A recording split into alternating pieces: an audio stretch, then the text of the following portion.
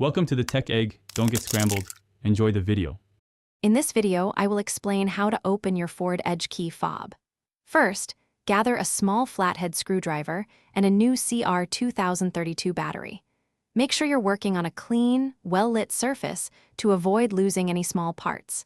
This preparation ensures a smooth and easy battery replacement process. Having the right tools ready makes all the difference for this simple task. Next, locate the small release button on the side or back of your key fob.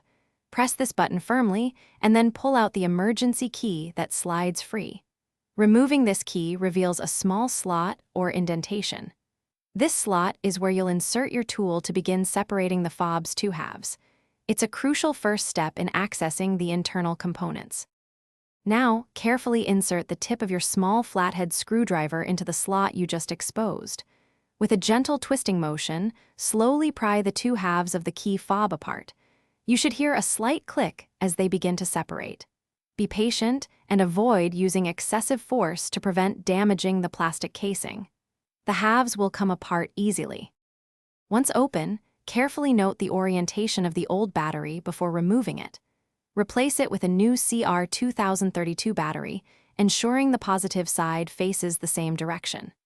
Then, simply snap the two halves of your key fob back together until it's securely closed.